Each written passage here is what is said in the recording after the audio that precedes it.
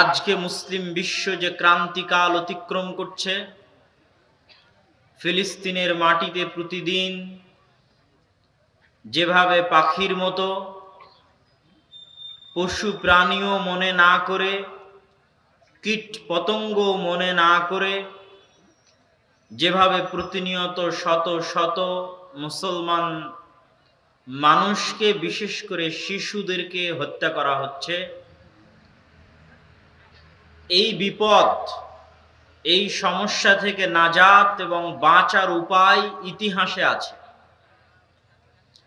কেননা আল্লাহ সুবহানাহু ওয়া তাআলার পৃথিবী পরিচালনা একটা সিস্টেম থাকে, সুন্নাতুল্লাহ ফি তাকবিনিল আরজ, যে আল্লাহ পৃথিবী এইভাবে চালান। তো আল্লাহ পৃথিবী কেমনে চালান এটা জানতে হলে আপনাকে ইতিহাস পড়তে হবে। ইতিহাস পড়লে আপনি দেখবেন এই হলে আল্লাহ এই করে, এই রকম হলে আল্লাহ এই রকম করেন, সুতরাং আবারও যখন ওই রকম হবে আল্লাহ ওই রকম করবেন। এটা আল্লাহর নীতি। তো আজকে সারা মুসলিম বিশ্ব যে অবস্থায় আছে, এই অবস্থা থেকে যদি তারা বাঁচতে এবং উত্তরণ পেতে চায়, তাহলে তাদেরকে ইতিহাস জানতে হবে যে অতীতে কখন মুসলমানেরা এরকম কঠিন ভয়াবহ পরিস্থিতির মুখোমুখি হয়েছিল। আজকে মুসলমানদের যে অবস্থা, তার চাইতেও বেশি ভয়াবহ ভয়ঙ্কর অবস্থার মুখোমুখি মুসলমানেরা হয়েছিল ক্রুসেডারদের সময়ে, মঙ্গোলীয়দের সময়ে। হালাকু খা, চেঙ্গিস খা বাগদাদে একদিনে যত মানুষ, যত মুসলমানকে জবাই করেছে, এখন পর্যন্ত ফিলিস্তিনে অত মুসলমান হত্যা বা নিহত হয়নি। তাহলে বেশি ভয়ঙ্কর, বেশি ভয়াবহ ওইটা ছিল যেই দিন হালাকু খা, চেঙ্গিস খা বাগদাদ দখল করেছিল।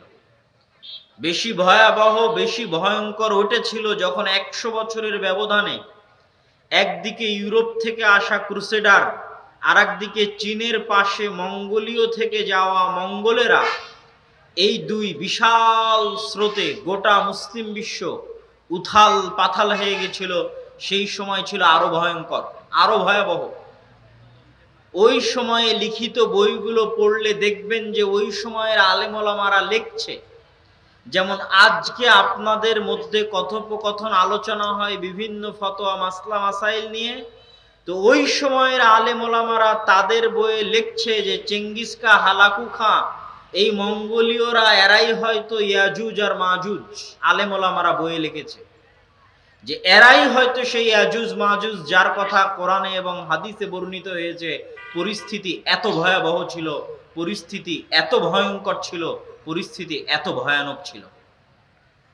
তো মুসলমানেরা কি সেই ভয়ঙ্কর পরিস্থিতি থেকে উত্তরণ পায়নি? পেয়েছে। তো আজকে মুসলমানেরা যে ভয়ঙ্কর ভয়াবহ পরিস্থিতির মধ্যে দিয়ে যাচ্ছে, এখান থেকে উত্তরণের রাস্তা আছে, কিন্তু এটা ইতিহাসেই আছে। সেই ইতিহাস থেকে আপনাদের সামনে সংক্ষিপ্ত ইতিহাস, ফিলিস্তিন, জেরুজালেম, মসজিদে আকসার সংক্ষিপ্ত ইতিহাস, যার মধ্যে আপনাদের জন্য শিক্ষা আছে, মুসলমানদের জন্য শিক্ষা আছে। যে ইতিহাসগুলো আল্লাহ এবং তার রাসূল সাল্লাল্লাহু আলাইহি ওয়াসাল্লাম কোরআন এবং হাদিসে বলে গেছেন, তার আলোকে আপনাদের সামনে পেশ করব।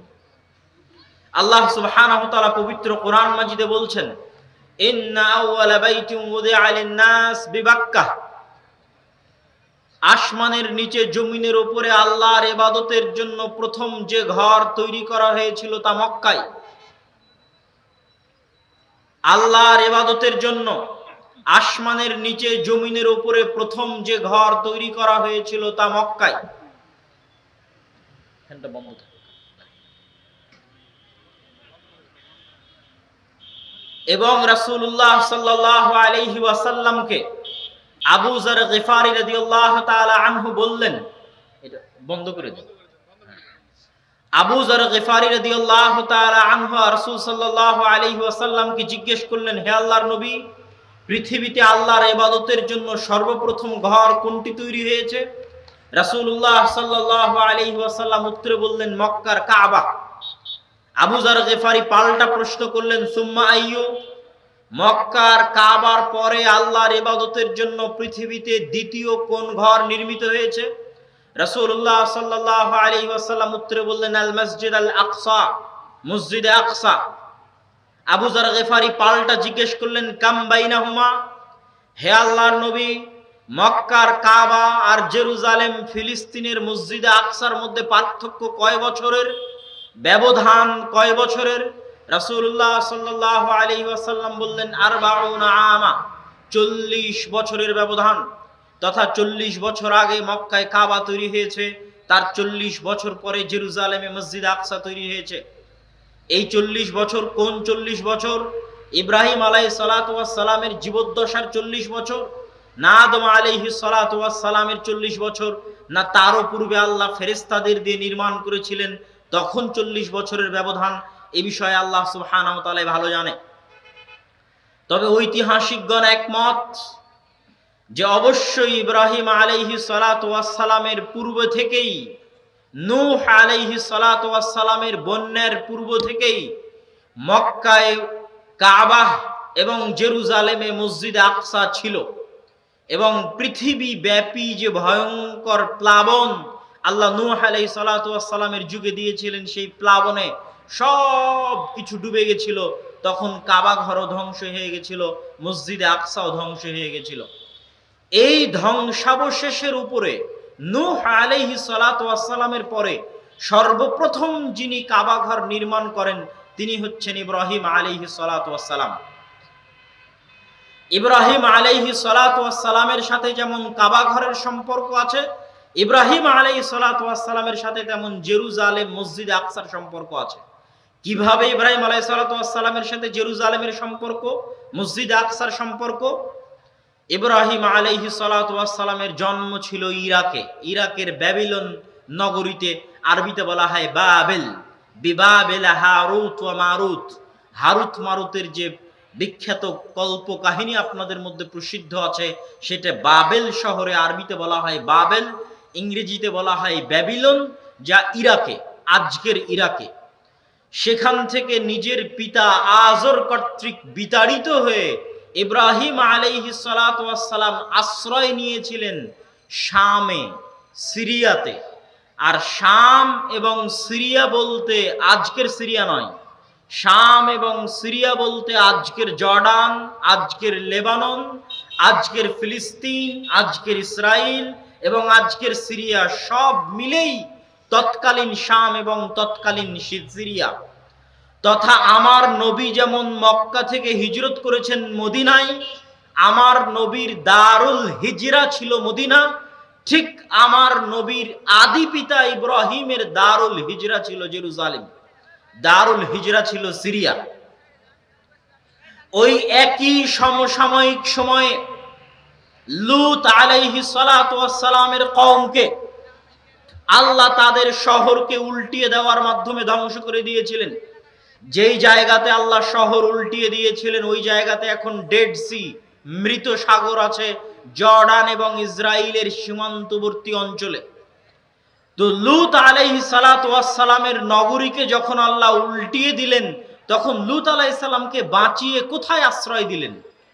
ইব্রাহিমকে যেমন ইরাক থেকে পিতার অত্যাচার এবং জালেম বাদশাহ নমরুদের অত্যাচার থেকে বাঁচিয়ে জেরুজালেমে আশ্রয় দিয়েছিলেন, তেমনি লূত আলাইহিস সালাতু ওয়াস সালামের কওমকে ধ্বংস করে দিয়ে তাকে বাঁচিয়ে তার পরিবার পরিজন সহ তাকে আশ্রয় দিয়েছিলেন জেরুজালেমে। এই কথা আল্লাহ নিজে কোরআনে বলছেন। কি বলছেন? ওয়ানাজ্জাইনাহু ওয়া লূতান, আমি ইব্রাহিমকে আশ্রয় দিয়েছি, আমি লূতকে আশ্রয় দিয়েছি, ইলাল আরদিল্লাতি বারাকনা ফিহা লিল আলামিন, আমি ইব্রাহিমকে আশ্রয় দিয়েছি ওই মাটিতে, লূতকে আশ্রয় দিয়েছি ওই মাটিতে, যেই মাটিতে আমি সারা পৃথিবীর মানুষের জন্য বরকত রেখেছি। বলেন আল্লাহু আকবার। আল্লাহ কোরআনে বলছেন জেরুজালেমের মাটিতে সারা পৃথিবীর মানুষের জন্য বরকত আছে। ফিলিস্তিনের আল মসজিদ আল আকসার মাটিতে সারা পৃথিবীর মানুষের জন্য বরকত আছে। এখনো কোরআনে এই আয়াত এভাবেই লিপিবদ্ধ আছে এবং আল্লাহ বলছেন এখানে আমি আশ্রয় দিয়েছি ইব্রাহিমকে, এখানে আমি আশ্রয় দিয়েছি লূতকে। তাহলে আমরা বলছিলাম মসজিদে আকসার ইতিহাস, মসজিদে আকসার সাথে ইব্রাহিম আলাইহিস সালাতু ওয়াস সালামের সম্পর্ক, জেরুজালেম মসজিদে আকসার সাথে লূত আলাইহিস সালাতু ওয়াস সালামের সম্পর্ক। ওই পবিত্র ভূমির সাথে নবীদের সম্পর্ক বলছিলাম। এবার পরের পর্বে আমরা দেখব মক্কার কাবা এবং জেরুজালেমের মসজিদে আকসা, এই দুটের মধ্যে যোগসূত্র, কানেকশন স্থাপনকারী প্রথম নবীও ইব্রাহিম। ইব্রাহিম আলাইহিস সালাতু ওয়াস সালামের দুই স্ত্রী সারা এবং হাজেরা। সারা আলাইহা সালাতু ওয়াস সালামকে নিয়ে তিনি থাকতেন জেরুজালেমে, ফিলিস্তিনে। আর হাজেরা আলাইহা সালাতু ওয়াস সালামকে তার সন্তান সহ রেখে এসেছিলেন মক্কায়। তথা ইব্রাহিমের এক স্ত্রীর সন্তান ইসহাক লালিত পালিত হচ্ছে মসজিদে আকসার পাশে, আর ইব্রাহিম আলাইহিস সালাতু ওয়াস সালামের আরেক স্ত্রীর সন্তান ইসমাইল লালিত পালিত হচ্ছে কাবায়, মক্কার কাবায়। এবং ইব্রাহিম আলাইহিস সালাতু ওয়াস সালামের পরিবারে আল্লাহ সুবহানাহু তাআলা নবুয়ত দিয়ে দিয়েছেন কিয়ামত পর্যন্ত ইব্রাহিমের পরিবারের বাইরে আর নবী হবে না। এই বরকত ইব্রাহিমের পরিবার পেয়েছে এই দুই মসজিদ থেকে, মসজিদে আকসা থেকে আর মক্কার কাবা থেকে। তথা মসজিদের সাথে সম্পর্ক রক্ষা করা ছাড়া মানুষ আদর্শ পরিবার তৈরি করতে পারবে না। ইব্রাহিম আলাইহিস সালাতু ওয়াস সালাম আদর্শ পরিবার তৈরি করেছিলেন এক সন্তানকে এক মসজিদে, আরেক সন্তানকে আরেক মসজিদে। পৃথিবীর দুই শ্রেষ্ঠ মসজিদে তার দুই স্ত্রীর দুই সন্তান মরা পর্যন্ত, শেষ জীবন পর্যন্ত থেকেছে। ইসমাইল আর তার বংশধরেরা মুহাম্মদ সাল্লাল্লাহু আলাইহি সাল্লাম পর্যন্ত, আর ইসহাক আর তার বংশধরেরা ঈসা আলাইহিস সালাতু ওয়াস সালাম পর্যন্ত এই মসজিদের খেদমত করতে থেকেছে। সম্মানিত উপস্থিতি, এই জন্য আজও ইব্রাহিম আলাইহিস সালামের কবর, আজও ইসহাক আলাইহিস সালাতু ওয়াস সালামের কবর, আজও ইয়াকুব আলাইহিস সালাতু ওয়াস সালামের কবর ওই জেরুজালেমেই, ওই ফিলিস্তিনেই। এবং আমরা আরো ঘটনাক্রমে মুসা আলাইহিস সালাম পর্যন্ত যাব। তো এখানে ইব্রাহিম আলাইহিস সালাতু ওয়াস সালামের প্রথম স্ত্রী সারার সন্তান ইসহাক। ইব্রাহিমকে ইউরোপের লোকজন বলে আব্রাহাম। আব্রাহাম লিঙ্কন নাম শুনেছেন? আব্রাহাম মানে ইব্রাহিম। তারাও নবী ইব্রাহিমকে সম্মান করে। মিল্লাত ইব্রাহিমের দাবিদার পৃথিবীতে তিনটা ধর্ম, ইহুদি এবং নাসারা। ইহুদি নাসারা আসলে কোনো এখন ধর্মই নয়। এই জন্য ধর্ম নয় যে এটা এখন একটা গোত্রের মধ্যে সীমাবদ্ধ হয়ে গেছে, আসলে ওগুলো ইসলাম। ইব্রাহিম আলাইহিস সালাতু ওয়াস সালাম যে দিন নিয়ে এসেছিলেন সেটাও ইসলাম। ইসহাক আলাইহিস সালাতু ওয়াস সালাম, ইয়াকুব আলাইহিস সালাতু ওয়াস সালাম, মুসা আলাইহিস সালাতু ওয়াস সালাম, ঈসা আলাইহিস সালাতু ওয়াস সালাম যে দিন নিয়ে এসেছিলেন সেটাও ইসলাম। এবং তারা সবাই ছিলেন মুসলমান। ইব্রাহিম আলাইহিস সালাতু ওয়াস সালাম ইহুদিও ছিলেন না, খ্রিস্টানও ছিলেন না, হানিফা মুসলিম ছিলেন। এবং তারা ইসলাম নিয়ে এসেছিলেন। কিন্তু পরবর্তীতে নির্দিষ্ট গোত্রের মধ্যে সীমাবদ্ধ হয়ে যাওয়ার কারণে তারা মূল নাম, মূল দিন ছেড়ে দিয়ে গোত্র ভিত্তিক হয়ে গেছে। যেমন আমি ইসলাম ছেড়ে দিয়ে কুরাইশি হয়ে গেলাম, যে আমরা কুরাইশ বংশের লোকজনের মধ্যে ইসলামকে সীমাবদ্ধ করে দিয়ে আজকে থেকে বলতে লাগলাম যে আমরা কুরাইশি। এই অবস্থা হয়ে গেছে ইহুদিদের, এই অবস্থা হয়ে গেছে নাসারাদের। মূল দিন যেটা তাদের নবীরা নিয়ে এসেছিল সেটা ইসলাম। সম্মানিত উপস্থিতি, তো ইব্রাহিম আলাইহিস সালাতু ওয়াস সালামের ছেলে ইসহাককে তারা বলে আইজাক। আইজাক নিউটনের নাম শুনেছেন, বিজ্ঞানী, মূলত ইসহাক নিউটন। ইসহাক আলাইহিস সালাতু ওয়াস সালামের ছেলেকে ইয়াকুব আলাইহিস সালাতু ওয়াস সালামকে তারা বলে জ্যাকব। জ্যাকব নামে অনেকের আপনারা নাম পাবেন ইউরোপ এবং আমেরিকায়। মূলত উদ্দেশ্য হচ্ছে ইয়াকুব, উচ্চারণের পার্থক্য। যে ইয়াকুবকে আমি বলছি ওই ইয়াকুবই, অন্য কোনো ইয়াকুব না। তথা আব্রাহাম বললে যে ইব্রাহিমকে আমি ইব্রাহিম বলছি ওই ইব্রাহিমই উদ্দেশ্য। দাউদ আলাইহিস সালাতু ওয়াস সালামকে তারা বলে ডেভিড। ইউসুফ আলাইহিস সালাতু ওয়াস সালামকে তারা বলে জোসেফ, জোসেফ স্ট্যালিন। জোসেফ নামে অনেক স্কুল কলেজ আছে সারা বাংলাদেশে, মূলত এগুলো সব ইউসুফ। সেন্ট জোসেফ, সেন্ট মানে আমরা যেমন বলি হজরত, তারা ইংরেজিতে বলে সেন্ট। হজরত ইউসুফ মানে হচ্ছে সেন্ট জোসেফ। যেই ইউসুফকে আমি বলছি সেই ইউসুফই, অন্য কোনো ইউসুফ নয়। সম্মানিত উপস্থিতি, তো ইব্রাহিম আলাইহিস সালাতু ওয়াস সালামের ছেলে ইসহাক, ইসহাকের ছেলে ইয়াকুব, ইয়াকুবের ছেলে ইউসুফ। ইয়াকুব আলাইহিস সালাতু ওয়াস সালামকে আল্লাহ 12 ছেলে মেয়ে দিয়েছিলেন। এক স্ত্রীর গর্ভে 10 জন, আর এক স্ত্রীর গর্ভে 2 জন। সেই 2 জন হচ্ছে ইউসুফ আলাইহিস সালাতু ওয়াস সালাম আর বেনিয়ামিন। আজকে যে প্রধানমন্ত্রীর দায়িত্ব পালন করছে বেনিয়ামিন নেতানিয়াহু, ওই যে নামের শুরুতে বেনিয়ামিন, নবীর নামকে লক্ষ্য করেই নাম রাখা আছে বেনিয়ামিন। সম্মানিত উপস্থিতি, এই ডট গুলো আপনারা মিলিয়ে নিতে পারলে আপনাদের কাছে আরো পরিষ্কার হবে। ইউসুফ আলাইহিস সালাতু ওয়াস সালামের ভাই হচ্ছে বেনিয়ামিন, 2 ভাই, আর হচ্ছে 10 ভাই। তো ইউসুফ আলাইহিস সালাতু ওয়াস সালাম স্বপ্নে দেখলেন 11টা তারকা সিজদা করছে। 11 তারকা মানে 11 ভাই, 11 ভাই তাকে সিজদা করছে। তারপরে লম্বা ঘটনা, এই লম্বা ঘটনা আমাদের উদ্দেশ্য নয়, আমাদের উদ্দেশ্য জেরুজালেম। তো ইউসুফ আলাইহিস সালাম কিভাবে কুয়া থেকে জেলখানায় মিশরের বাদশার কাছে কৃতদাস হিসেবে বিক্রি হয়ে সেখানে মিথ্যা অপবাদ নিয়ে জেলখানায় গিয়ে জেলখানা থেকে অর্থমন্ত্রী হলেন। কোথায় অর্থমন্ত্রী হলেন? মিশরে। আর তার বাপ আর তার 11 ভাই কোথায় আছে? ফিলিস্তিনে।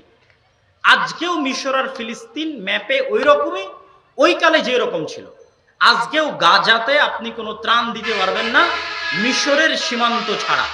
একমাত্র মিশরের সীমান্ত দিয়েই গাজাতে ত্রাণ পৌঁছানো সম্ভব।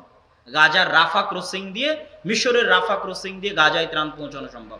ওই কালেও মিশর আর ফিলিস্তিনের যোগাযোগ ছিল এরকম, মানে বেশি, যাতায়াত বেশি। আজকে যেমন ফিলিস্তিন আর মিশরের যাতায়াত বেশি। তো এই জন্য ইউসুফ আলাইহিস সালাম মূলত ফিলিস্তিনের কুয়া থেকে উঠে বাজারে বিক্রি হয়ে গেছিলেন মিশরে। আর বাপদাদা ছিল ফিলিস্তিনে, ইয়াকুব এবং তার 11 ভাই। উনি ওনাদেরকে ডেকে পাঠালেন, ওনারা মিশরে গেলেন। 70 জনের বিশাল পরিবার নিয়ে ইয়াকুব আলাইহিস সালাম মিশরে গেলেন।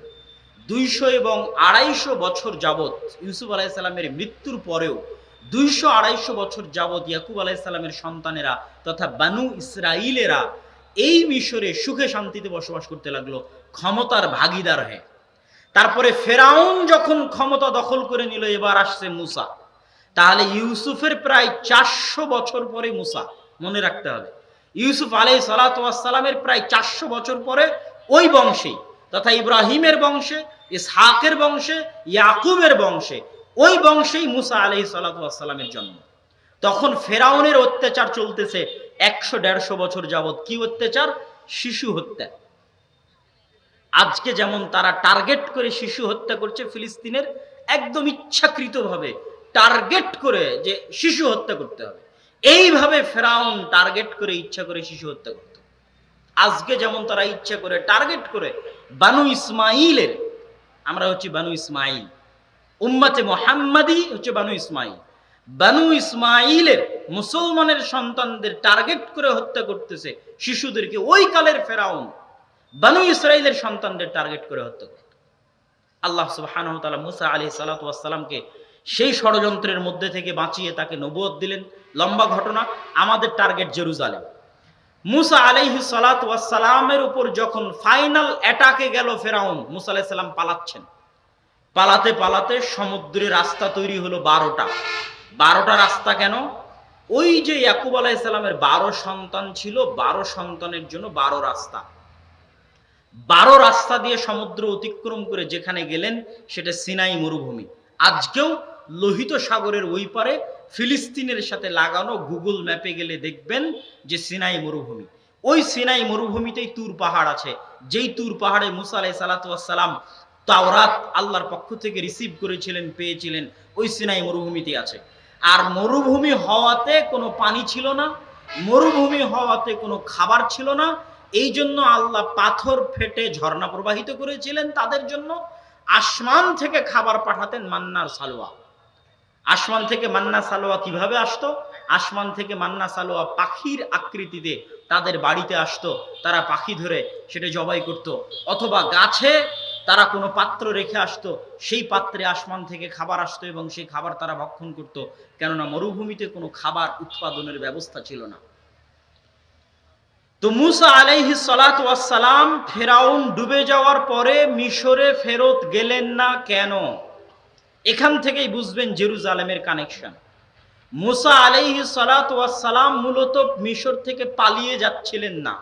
মুসা আলাইহিস সালাতু ওয়াস সালাম মূলত ফিরে যাচ্ছিলেন ওই যে 400 বছর আগে তার আদি পিতা ইয়াকুব 70 জনের পরিবার নিয়ে ফিলিস্তিন থেকে মিশরে আসলো। তার দাদা, তার বাবা ইব্রাহিম, ইসহাক সব কোথায় বসবাস করত? সব ফিলিস্তিনে, জেরুজালেমে বসবাস করত। ইয়াকুব কোথায় বসবাস করত? ফিলিস্তিনে, জেরুজালেমে বসবাস করত। ওই নিজের বাপদাদার আদি ভিটায় ফিরে যাচ্ছিলেন, মিশর থেকে পালিয়ে যাচ্ছিলেন না। এই জন্য তিনি পুনরায় আর মিশরে ফিরে আসেননি। কিন্তু দুঃখজনক হলেও সত্য যে ওই সময়ে ফিলিস্তিনে, আজকের এই ফিলিস্তিনি, আজকের এই জেরুজালেমে তৎকালীন বিশ্বের সবচেয়ে শক্তিশালী পাওয়ারফুল গোত্র বসবাস করত, তারা হচ্ছে আমালেকা। আজকে যেমন বিশ্বের সবচেয়ে শক্তিশালীরা দখল করে রেখেছে, তৎকালীন বিশ্বের সবচেয়ে শক্তিশালীরা দখল করে রেখেছিল।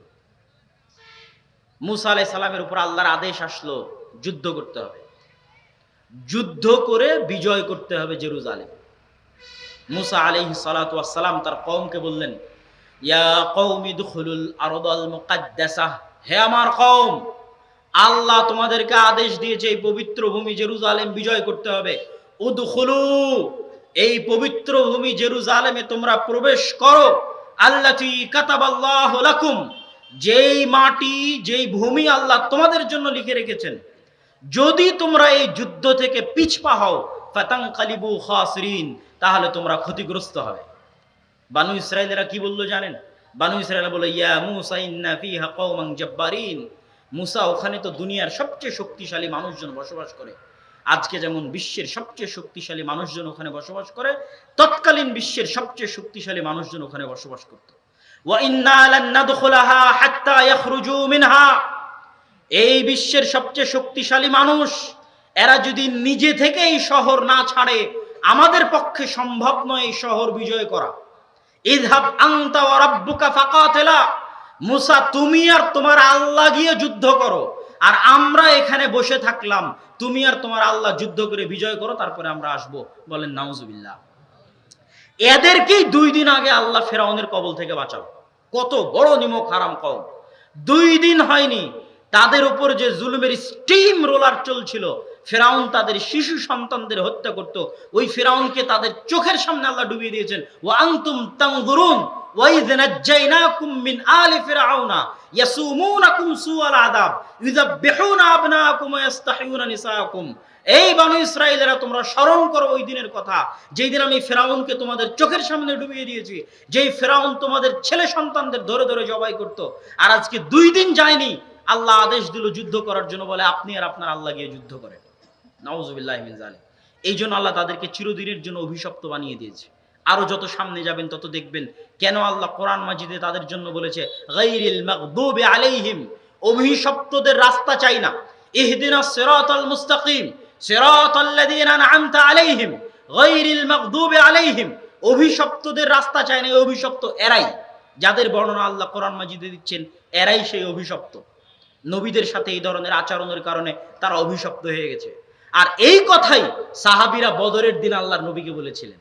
যেই দিন বদরের দিন সাহাবীরা 313 জন ছিলেন, সেই দিন সাহাবীরা আল্লাহর নবীকে বলেছিলেন, আমরা মুসার কওমের মতো আপনাকে বলবো না যে আপনি আর আপনার আল্লাহ গিয়ে যুদ্ধ করেন। আপনি সাগরে ঝাঁপ দিতে বললে সাগরে ঝাঁপ দিব, আগুনে ঝাঁপ দিতে বললে আগুনে ঝাঁপ দিব। আপনার সাথে জীবনে এবং মরণে মুসার কওম, মুসার আলাইহিস সালাতু ওয়াস সালামের সাথে যা বলেছিল, আমরা আনসার এবং মুহাজিররা আপনাকে তা বলবো না। এটা উম্মতে মুহাম্মাদির বৈশিষ্ট্য। সামি'না ওয়া আতা'না, শুনলাম এবং মেনে নিলাম। সম্মানিত উপস্থিতি, যখন আল্লাহর এত দয়া, এত নেয়ামত থাকার পরেও চোখের সামনে পাথর ফেটে ঝর্ণা তৈরি হচ্ছে, চোখের সামনে জান্নাত থেকে খাবার আসতেছে, চোখের সামনে ফেরাউনকে ডুবে যেতে দেখলো, তারপরেও এত বড় নিমক হারামি মুসা আলাইহিস সালাম সহ্য করতে পারলেন না। মুসা আলাইহিস সালাতু ওয়াস সালাম আল্লাহর কাছে বললেন, আল্লাহ আর সম্ভব নয়, আমার জাতি থেকে আমাকে আলাদা করে দেন, আমি আমার আর আমার ভাইয়ের দায়িত্ব ছাড়া আমার জাতির দায়িত্ব নিতে পারবো না। ফাইন্নাহা মুহাররামাতুন আলাইহিম 40 সানা ইয়াতিহুনা ফিল আরজ, আল্লাহ তাদের উপর গজব নাজিল করলেন 40 বছরের। ওই সিনাই মরুভূমিতে 40 বছর যাবত ঘুরতে থাকবে, এটা তাদের জন্য আল্লাহ গজব দিয়ে দিলেন। এর মধ্যেই মুসা আলাইহিস সালাতু ওয়াস সালাম মারা গেলেন, এই 40 বছরের মধ্যেই। তো মুসা আলাইহিস সালাতু ওয়াস সালাম অন্তরে এই ব্যথা নিয়ে মারা যাচ্ছেন যে তিনি জেরুজালেমে প্রবেশ করতে পারেননি, পবিত্র ভূমিতে তিনি ঢুকতে পারেননি।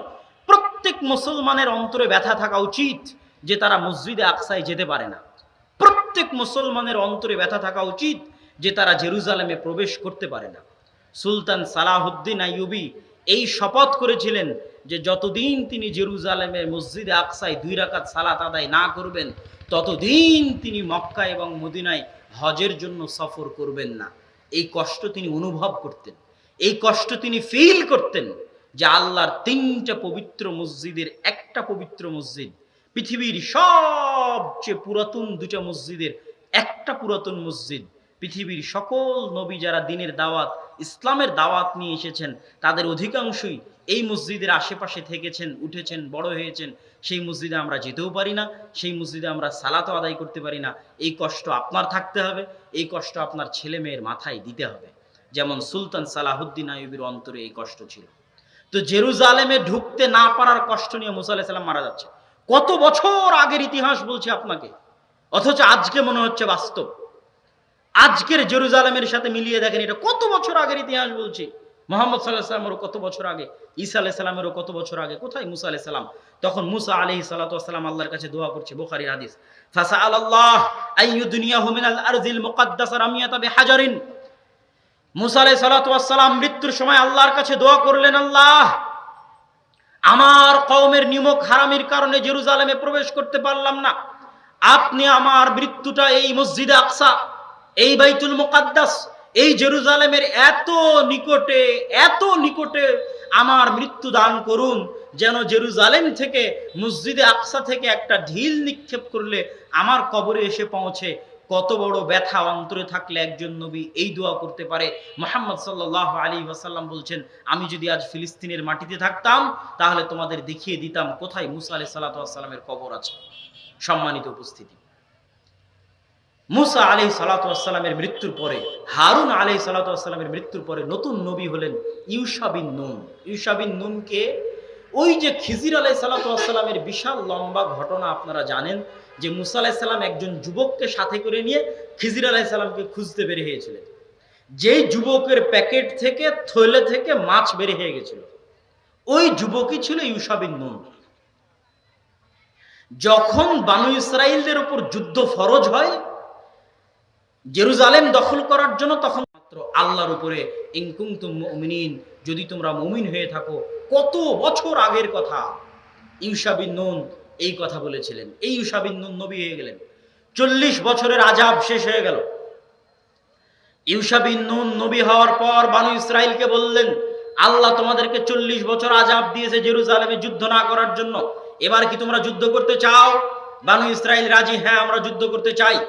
ইউশা বিন নুন বানু ইসরাইলকে নিয়ে যুদ্ধের জন্য রওনা দিলেন, জেরুজালেম বিজয় করবেন। যুদ্ধ করতে করতে, আমালেকা গোত্রের বিরুদ্ধে যুদ্ধ করতে করতে শুক্রবারের দিন বিকেল বেলা, শুক্রবারের দিন যে সময়ে আল্লাহ দোয়া কবুল করে, তার মধ্যে একটি মত হচ্ছে শুক্রবারের দিন বিকেল বেলা আল্লাহ দোয়া কবুল করে, কেননা ওই সময় এই নবীর দোয়া কবুল হয়েছিল, যার ঘটনা এখন বলবো। ইউশা বিন নুনের দোয়া আল্লাহ কবুল করেছিলেন। তো শুক্রবারের দিন বিকেল বেলা যুদ্ধ জয় জয় ভাব, কিন্তু শুক্রবারের সূর্য ডুবলেই শনিবার হবে, সূর্য ডুবলেই শনিবার শুরু। যেমন সূর্য ডুবলেই রমজান শুরু হয়, আপনি তারাবি পড়েন আগের রাতেই, ঠিক তেমনি সূর্য ডুবলেই শনিবার শুরু। আর শনিবার ওই দিনে পবিত্র দিন, ওই দিনে ওই ধর্মে পবিত্র দিনে যুদ্ধ নিষিদ্ধ। অতএব শনিবার হলেই আর যুদ্ধ করা যাবে না। যুদ্ধ না করা মানে বিজয় বন্ধ হয়ে যাওয়া।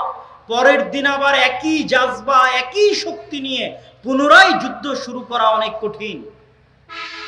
ইউশা বিন নুন যখন দেখলেন যে কি বিপদের মধ্যে তিনি পড়ে গেছেন, আজ শুক্রবারের দিন আসর পর যুদ্ধ জয় জয় হবে, এমন সময়ে শনিবারের সন্ধ্যা যদি হয়ে যায় যুদ্ধ বন্ধ হয়ে যাবে। ইউশা বিন নুন আল্লাহর কাছে দোয়া করলেন। কি দোয়া করলেন?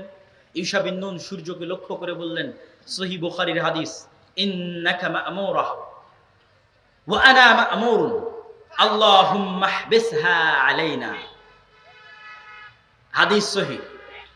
ইউশা বিন নুন সূর্যকে লক্ষ্য করে বললেন, ইন্নাকা মা'মুরা, এই সূর্য তুমি আল্লাহর আদেশে আদিষ্ট, ওয়া আনা মা'মুরুন, আর আমিও আল্লাহর আদেশে আদিষ্ট। আল্লাহুম্মা হবিসনা, হে আল্লাহ, আজকে আপনি আমাদের এই জেরুজালেম বিজয় সম্পূর্ণ করতে দেওয়ার জন্য আপনার সূর্যকে থামিয়ে দিন, বলেন আল্লাহু আকবার। রাসূলুল্লাহ সাল্লাল্লাহু আলাইহি ওয়াসাল্লাম বলছেন, ইন্না শামসা লাম তুহবাস লিবাশারিন ইল্লা লিউশা। আল্লাহ পৃথিবী সৃষ্টি করার পরে কোনোদিন সূর্যকে থামাননি, কোনোদিন না। আল্লাহর নবী বলছেন, আমাদের নবী মুহাম্মদ সাল্লাল্লাহু আলাইহি ওয়াসাল্লাম বলছেন, শুধু ইউশা বিন নুনের দোয়ার কারণে আল্লাহ সূর্যকে থামিয়ে দিয়েছিলেন, যেন তারা মসজিদে আকসা জেরুজালেম বিজয় করতে পারে। বলেন আল্লাহু আকবার। এটাই হচ্ছে ঈমান, তাকওয়া, পরহেজগারিতা। শক্তি দিয়ে বিজয় আসে না, তাকওয়া পরহেজগারিতা ঈমান দিয়ে বিজয় আসে। তাকওয়া পরহেজগারিতা ঈমান থাকলে আল্লাহ সূর্যকেও থামিয়ে দিতে পারেন, যদি ওই রকম একদল মানুষ একত্রিত হয় ওই রকম তাকওয়া, ওই রকম পরহেজগারিতা নিয়ে। সম্মানিত উপস্থিতি, জেরুজালেমের মসজিদে আকসা বিজয়ের একটা ঘটনা গেল, আর একটা ঘটনা একটু সংক্ষেপে বলি, তারপরে আমাদের নবীর জীবনীতে চলে আসবো। আজ পর্যন্ত পৃথিবীর ইতিহাসের সবচেয়ে বড় সাম্রাজ্য জেরুজালেমে প্রতিষ্ঠা হয়েছিল দাউদ আর সুলাইমানের সাম্রাজ্য আলাইহিমাস সালাতু ওয়াস সালাম।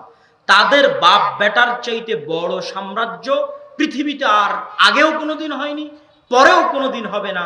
ওই সাম্রাজ্যের হেডকোয়ার্টার ছিল, সেন্টার ছিল মসজিদে আকসা এবং জেরুজালেম। এটা তৈরি হলো কিভাবে?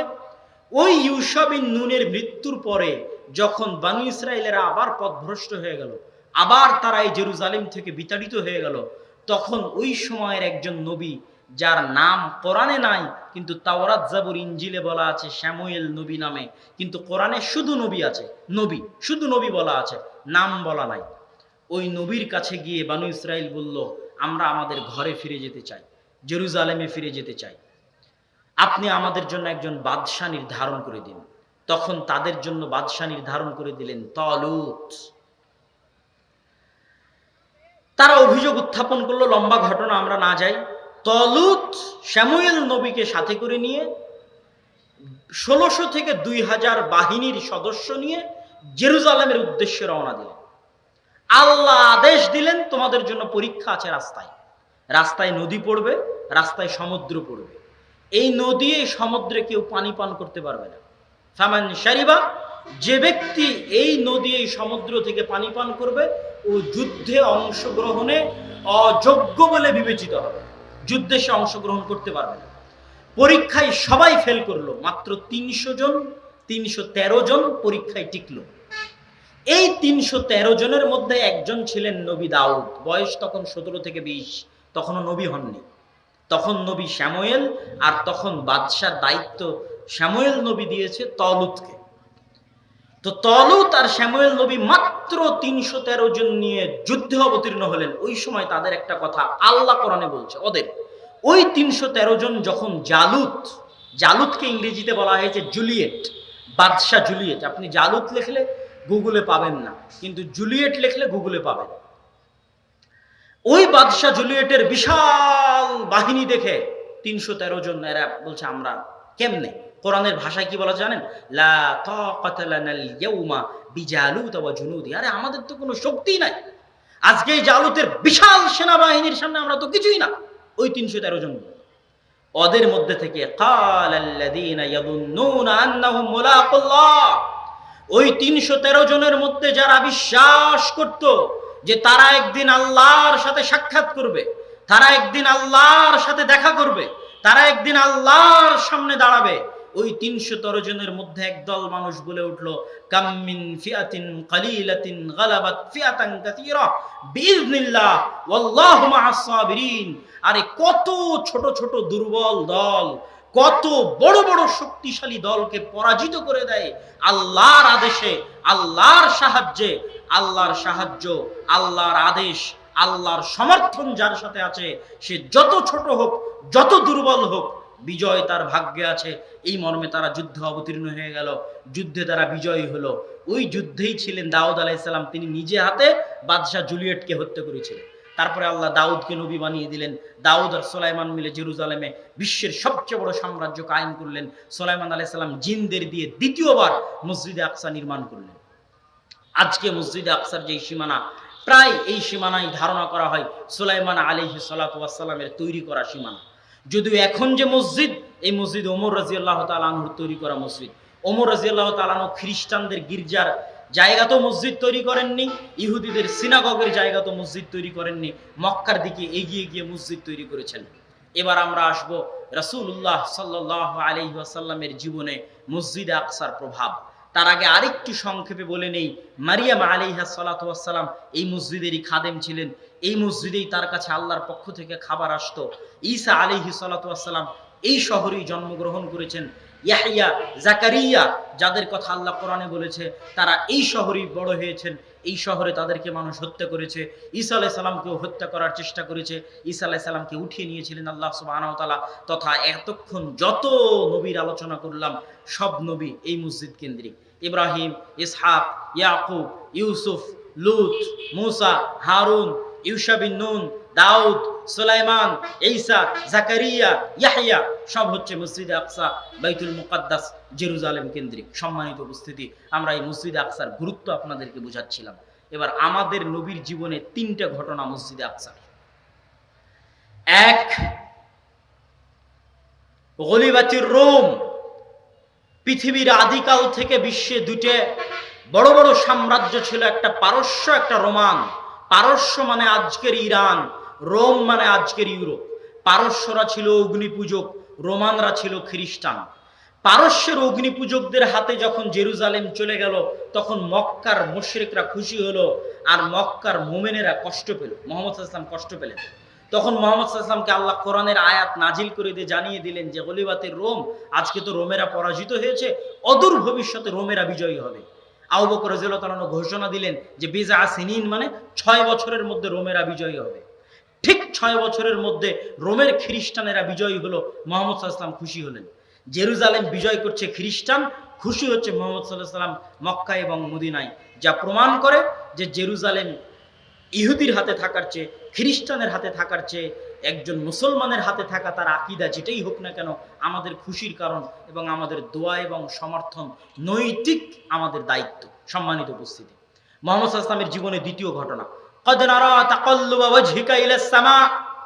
আল্লাহর নবী জন্মের পর থেকে দেখছেন কাবা তার বাপ দাদার আদি পবিত্র জায়গা। তার দাদা এই ঘরের খাদেম ছিলেন। ইসমাইল আলাইহিস সালাতু ওয়াস সালামের পর থেকে নিয়ে তার বংশের সবাই এই ঘরের খেদমত করে গেছেন। তিনি এই ঘরকে সবচেয়ে বেশি ভালোবাসেন।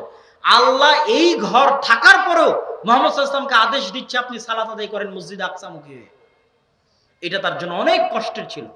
আমি জন্মের পর থেকে দেখছি এই ঘর সবচেয়ে পবিত্র, জন্মের পর থেকে দেখছি আমার বাপদাদা 14 পুরুষ এই ঘরের খাদেম ছিলেন, আর আজকে আল্লাহ আমাকে বলছে আপনি সালাত আদায় করেন মসজিদ আকসামুখী হয়ে। মুহাম্মদ সাল্লাল্লাহু আলাইহি ওয়াসাল্লামের জন্য অনেক কষ্ট ছিল, কিন্তু এর মধ্যে নিদর্শন ছিল। এর মধ্যে ওই মদিনায় থাকা ইহুদিদের জন্য, মদিনায় থাকা খ্রিস্টানদের জন্য নিদর্শন ছিল, যেটা দ্বীনে হক। তোমরা যেই মসজিদে আকসাকে সম্মান করো, ওই মসজিদে আকসা মুখী সালাত আদায় করতে যে আরবে নবীর দাবিদার মুহাম্মদ সাল্লাল্লাহু আলাইহি ওয়াসাল্লাম।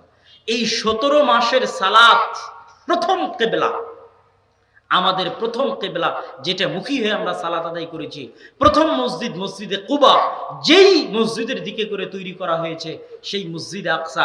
17 মাস কিবলা রাখার পিছনে এটাই কারণ, যেন মুসলমান এবং মুসলমানের সন্তানেরা জানে যে এই মসজিদ তাদের, এই মসজিদ মুসলমানদের, এই মসজিদ ইসলামের। এটা রাসূল সাল্লাল্লাহু আলাইহি ওয়াসাল্লামের জীবনে দ্বিতীয় ঘটনা। তৃতীয় ঘটনা, সুবহানাল্লাযী আসরা বিআবদিহি লাইলাম মিনাল মাসজিদিল হারাম ইলাল মাসজিদিল আকসা। মেরাজের রাত্রে আল্লাহ সুবহানাহু ওয়া তাআলা মুহাম্মদ সাল্লাল্লাহু আলাইহি ওয়াসাল্লামকে সরাসরি কাবা থেকে আসমানে নিয়ে যাননি, বরং কাবা থেকে নিয়ে গেছেন মসজিদে আকসায়। মসজিদে আকসায় তিনি বোরাক বেঁধে রেখেছেন, বোরাক বেঁধে রেখে মসজিদে আকসায় নবীদের ইমামতি করিয়েছেন। তারপরে মসজিদে আকসা থেকে তিনি আসমানে গেছেন। এটা রাসূল সাল্লাল্লাহু আলাইহি ওয়াসাল্লামের জীবনে মসজিদে আকসার তৃতীয় ঘটনা, যেটার স্বীকৃতি দিয়ে আবু বকর রাদিয়াল্লাহু তাআলা সিদ্দিক উপাধি পেয়েছেন। আল্লাহর নবীর জীবনে মসজিদে আকসার চতুর্থ ঘটনা, হুদাইবিয়ার সন্ধিকালে তৎকালীন কুরাইশের সর্দার আবু সুফিয়ান ব্যবসায়িক কাজে মক্কা থেকে ফিলিস্তিন এসেছে। তখন ফিলিস্তিন রোমানদের অধীনে। বিশাল রোমান এম্পায়ারের বাদশাহ হিরাক্লিয়াস রাতে স্বপ্নে দেখলেন আরবদের মধ্যে যারা খাতনা করে তাদের হাতে এই জেরুজালেম বাইতুল মুকাদ্দাস চলে যাচ্ছে। উনি জানতেন যে একমাত্র খাতনা করে ইহুদিরা। উনি আদেশ জারি করলেন, খুঁজো আরবের মধ্যে কারা খাতনা করে। তখন ওই শহরে আরব ব্যবসা করতে গেছে আবু সুফিয়ান মক্কা থেকে। রাসূল সাল্লাল্লাহু আলাইহি ওয়াসাল্লামের তৎকালীন শত্রু রাদিয়াল্লাহু তাআলা আনহু পরে ইসলাম গ্রহণ করেছে। আবু সুফিয়ান রাদিয়াল্লাহু তাআলা আনহুকে ধরে নিয়ে আসা হলো। ধরে নিয়ে এসে বাদশাহ হিরাক্লিয়াস তাকে প্রশ্নের পর প্রশ্ন করলেন। শুধু দুইটা প্রশ্ন করে এই লম্বা ঘটনা শেষ করব। বাদশাহ হিরাক্লিয়াস আবু সুফিয়ানকে জিজ্ঞেস করলেন, কি জিজ্ঞেস করলেন? হাল ক্বালা হাযাল কওল মিনকুম আহাদুন ক্বাত্তু ক্বাবলা। আজকে আরবে তোমাদের মধ্যে যে নবী নবুয়তের দাবি করেছে তার পূর্বে তোমাদের এই মক্কায় আর কি কোনোদিন কোন নবী নবুয়তের দাবি করেছিল? আবু সুফিয়ান বললেন, না, আর তো অতীতে কোনোদিন কোন নবী মক্কায় নবুয়তের দাবি করেনি। তখন বাদশাহ হিরাক্লিয়াস বললেন, যদি তুমি বলতে যে মক্কায় আর কোনোদিন কোন নবী, মক্কায় আর কেউ অতীতে কোনোদিন নবুয়তের দাবি করেছিল, তাহলে আমি বলতাম যে মুহাম্মদ সাল্লাল্লাহু আলাইহি ওয়াসাল্লাম ওর দেখা দেখি নবুয়তের দাবি করেছে। তো এতদিনে তো ইসমাইলের বংশে আল্লাহ কোন নবী পাঠায়নি, তো দাবি করবে কে? কেউ দাবি করেনি। যত নবুয়তের দাবিদার সব জেরুজালেমে। এই জন্যই তো ইহুদি এবং খ্রিস্টানেরা পথভ্রষ্ট হয়েছে, ধরা খেয়েছে। তারা অপেক্ষায় ছিল তাদের বংশে নবী আসবে। দেখে আরবে বনু ইসমাইলের বংশে নবী এসেছে। বাদশাহ হিরাক্লিয়াস বললেন, তাহলে তো দেখা দেখি নয়। মক্কায় আগে যদি গত 500,000 বছরে কেউ নবী দাবি না করে থাকে, আজ মক্কায় মুহাম্মদ সাল্লাল্লাহু আলাইহি ওয়াসাল্লাম প্রথম নবী দাবি করছে, মানে দেখা দেখি নয়। আমার দ্বিতীয় প্রশ্ন, ফাহাল কানা মিন আবাইহি মালাক।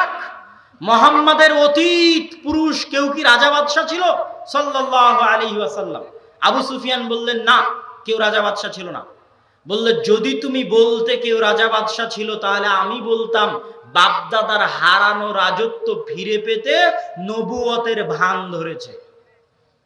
বাপদাদার হারানো রাজত্ব ফিরে পেতে নবুয়তের ভান ধরেছে। অতীতে যখন তার বংশে কেউ রাজা ছিলই না, তাহলে তো রাজত্ব ফিরে পাওয়ারও কোনো চাহিদা নাই। তাহলে তো ঘটনা কিছু অবশ্যই আছে। এবার আরো জিজ্ঞাসা, আরো জিজ্ঞাসা। আমাদের লক্ষ্য শেষ বাক্য, বাদশাহ হিরাক্লিয়াসের বলা শেষ বাক্য। বাদশাহ হিরাক্লিয়াস আল্লাহর নবীর জীবদ্দশায়, আল্লাহর নবী জানেন না, আল্লাহর নবী থেকে 1500 মাইল দূরে আল্লাহর নবীর সবচেয়ে বড় শত্রুর সামনে, তৎকালীন আল্লাহর নবীর সাথে প্রত্যেকটা যুদ্ধে বিরুদ্ধ পার্টির যিনি প্রধান সেনাপতি, সেই আবু সুফিয়ানের সামনে রাদিয়াল্লাহু তাআলা আনহু, সারা বিশ্বের তৎকালীন যিনি সবচেয়ে শক্তিশালী বাদশাহ, বাদশাহ হিরাক্লিয়াস আল্লাহর নবীর অগোচরে, আল্লাহর নবীর আড়ালে 1500 মাইল দূরে আল্লাহর নবীর সবচেয়ে বড় শত্রুর সামনে তৎকালীন যুগের সবচেয়ে বড় বাদশাহ ঘোষণা দিচ্ছে, ফাইন কানা মা তাকুলু হাক্কান। যদি তুমি যা বলছো তা সত্য হয়, তাহলে তুমি জেনে রাখো, মাউযিআ কাদামাইয়া হাতাইন, আমার পায়ের নিচে এই জেরুজালেম, এই মসজিদে আকসার মাটি একদিন ওই নবীর অধীনস্থ হয়ে যাবে। বলেন আল্লাহু আকবার। এটা আল্লাহর নবীর জীবদ্দশায় তার জীবনের সাথে সম্পৃক্ত জেরুজালেমের চতুর্থ ঘটনা, যেটা আল্লাহর নবী তখন জানতেন না।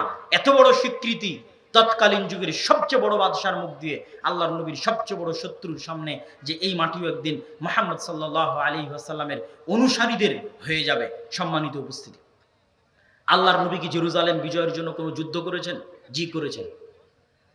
এটা আপনাকে ওভাবে কেউ পয়েন্ট আউট করে দিবে না। মুতার যুদ্ধ এবং তাবুকের যুদ্ধ মূলত জেরুজালেম বিজয়েরই যুদ্ধ ছিল।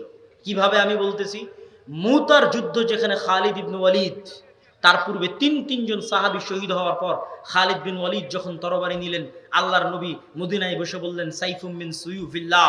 ওই যুদ্ধ আজকের জেরুজালেম থেকে মাত্র 100 কিলোমিটার ব্যবধান। 100 কিলোমিটার ব্যবধান কতটুকু ভাই? রাজশাহী আর চাঁপাইনবাবগঞ্জ, রাজশাহী আর বগুড়া, রাজশাহী আর নওগাঁ, এই 100 কিলোমিটার। ওখানে মসজিদে আকসা, আমি এখানে যুদ্ধ করতেছি। মানে এই যুদ্ধে আমি পরিপূর্ণ বিজয় হলেই তো, আমি যার বিরুদ্ধে যুদ্ধ করতেছি তার হেডকোয়ার্টার তো মসজিদে আকসাই, জেরুজালেমই। তাহলে আমি তার বিরুদ্ধে যুদ্ধ করছি, মানে জেরুজালেম বিজয়েরই যুদ্ধ করতেছি। আর এটা আল্লাহর নবীর জীবদ্দশায় রোমানদের বিরুদ্ধে যুদ্ধ, আর রোমানদের হেডকোয়ার্টার রাজধানী তখন জেরুজালেম। রোমানদের বিরুদ্ধে আল্লাহর নবীর দ্বিতীয় যুদ্ধ হচ্ছে তাবুকের যুদ্ধ। সম্মানিত উপস্থিতি, আল্লাহর নবী যেই জেরুজালেমের জয় করার জন্য যেই যুদ্ধের সূচনা করে দিয়েছিলেন, যেই বাহিনী রওনা করে দিয়েছিলেন, আবু বকর রাদিয়াল্লাহু তাআলা আনহু ক্ষমতায় আসার পরে ওই বাহিনীকে থামাননি, কিন্তু একটু গতি স্লোথ স্তিমিত হয়ে গেছিল যাকাত অনাদায়কারীদের কারণে, মিথ্যা নবুয়তের দাবিদারদের কারণে। আবু বকর রাদিয়াল্লাহু তাআলা আনহুর মৃত্যুর পরে যখন ওমর রাদিয়াল্লাহু তাআলা আনহু ক্ষমতায় আসলেন, তখন এই গতি আরো জোরদার, আরো শক্তিশালী লাভ করলো, জেরুজালেম বিজয় করতেই হবে।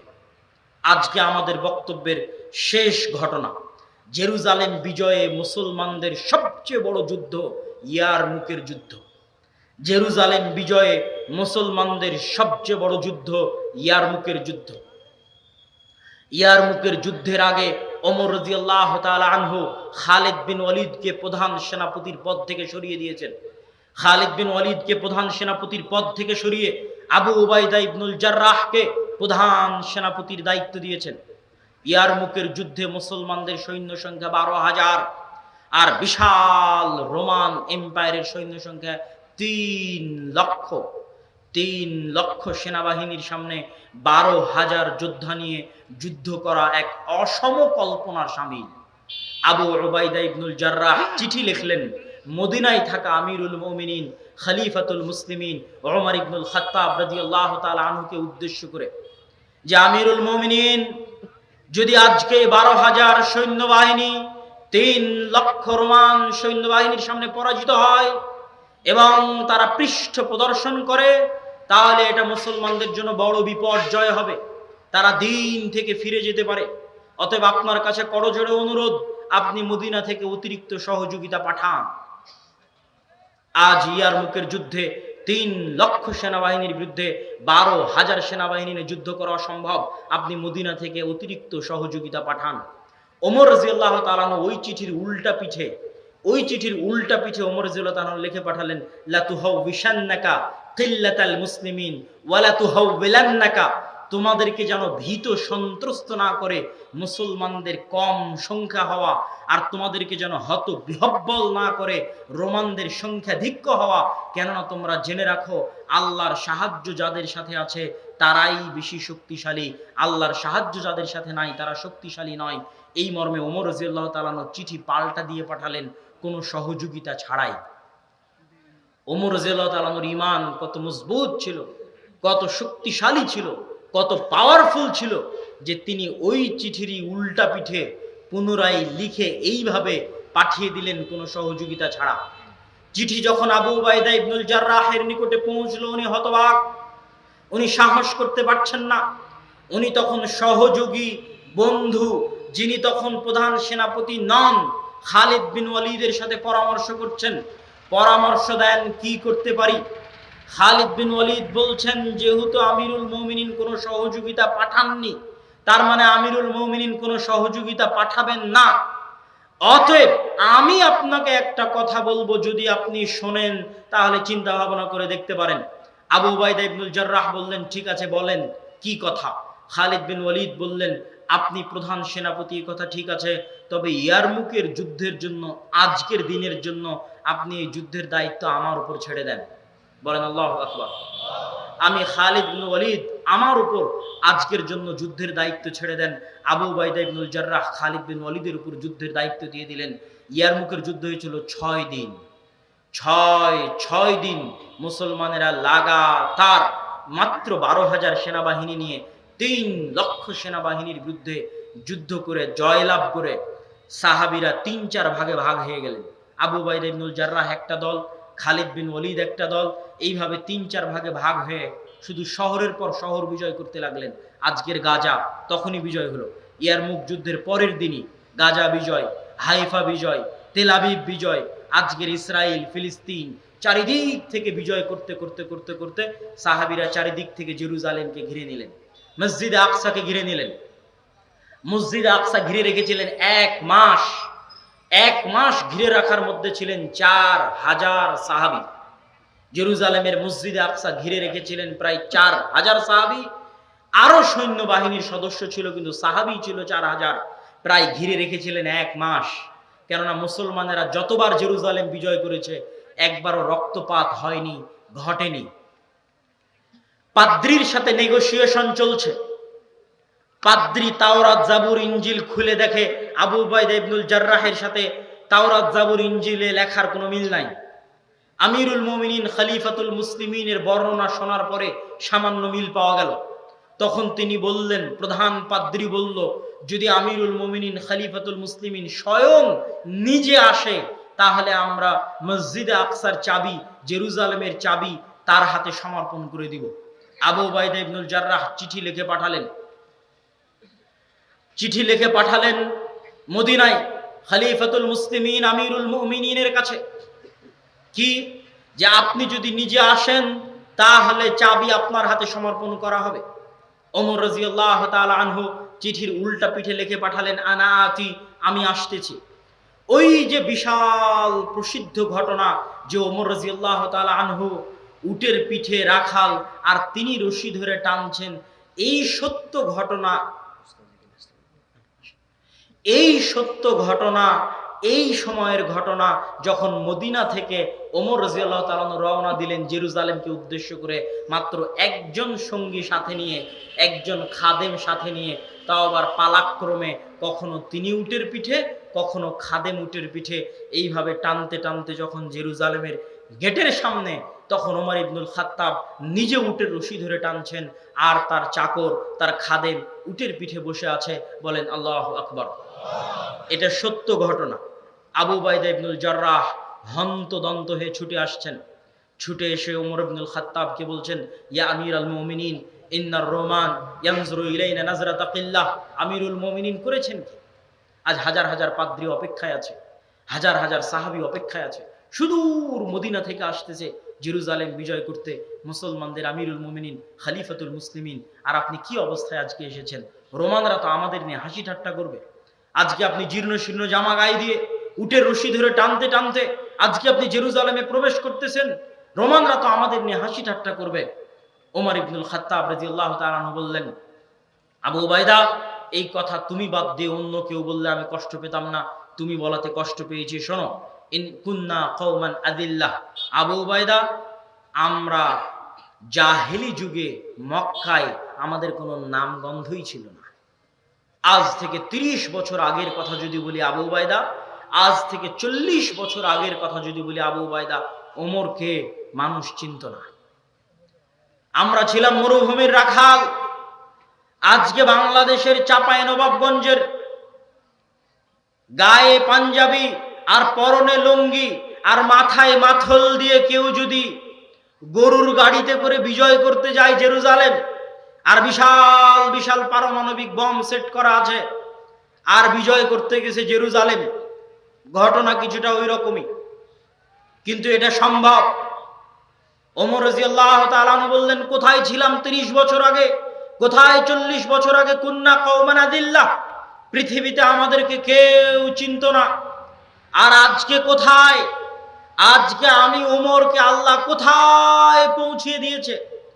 কোন শহর বিজয় করতে এসেছি? কোন শহর?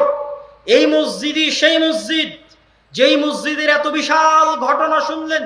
এই মসজিদই সেই মসজিদ, যেই মসজিদে মারিয়াম আল্লাহর ইবাদত করত, যেই মসজিদে মারিয়ামের জন্য আল্লাহর খাবার আসতো আসমান থেকে, জান্নাত থেকে। এই মসজিদ, এই শহর সেই শহর যেই শহরে ঈসা আলাইহিস সালামের জন্ম হয়েছে। এই শহর সেই শহর যেখানে ইয়াহইয়া এবং জাকারিয়া মারা গেছে।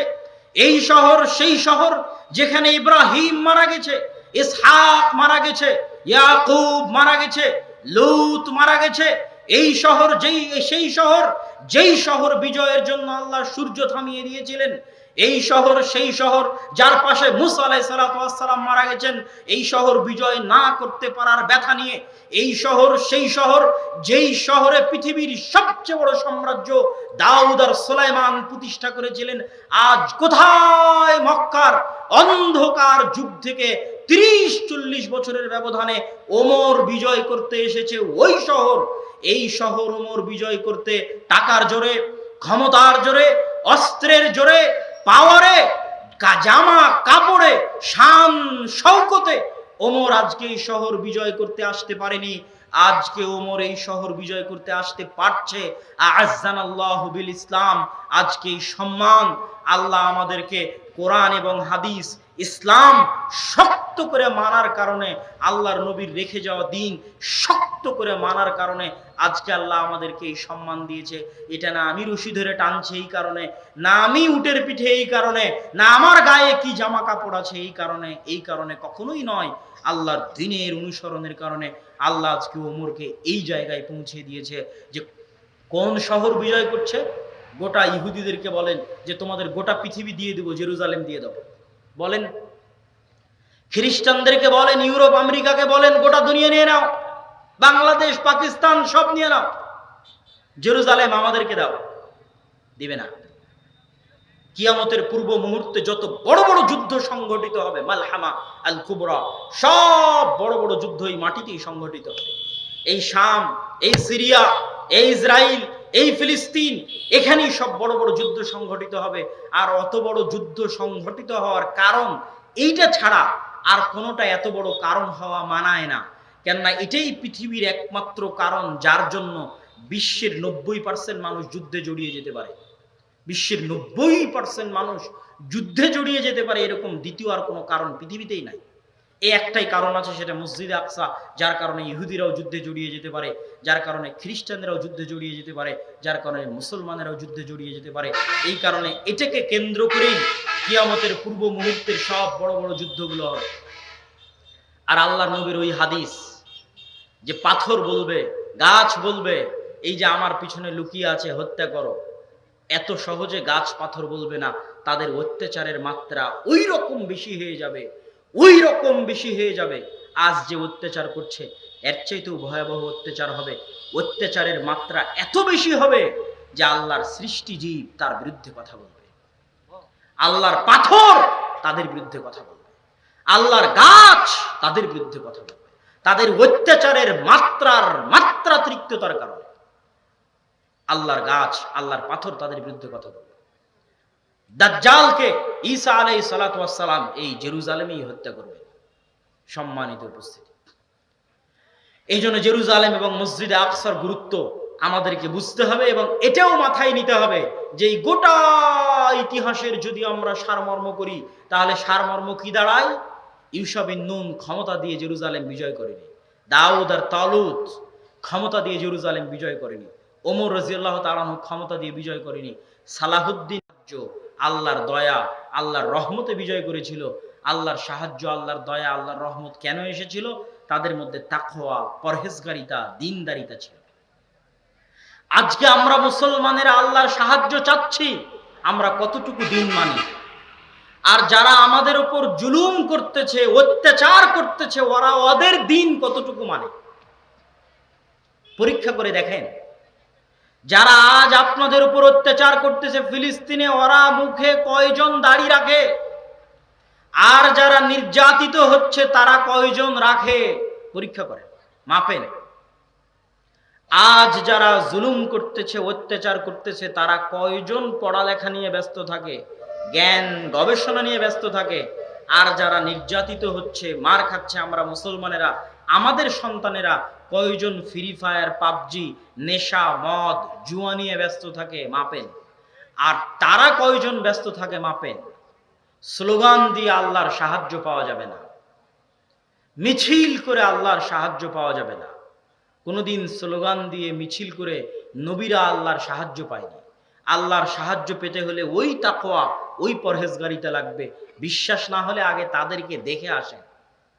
যারা আপনাদের ওপর জুলুম করছে তাদেরকেই দেখে আসেন। তাদের 100 জনে 99 জনের এইরকম বড় দাড়ি, আমি নিজে দেখে এসেছি। 100 জনের 99 জন এইরকম বড় দাড়ি।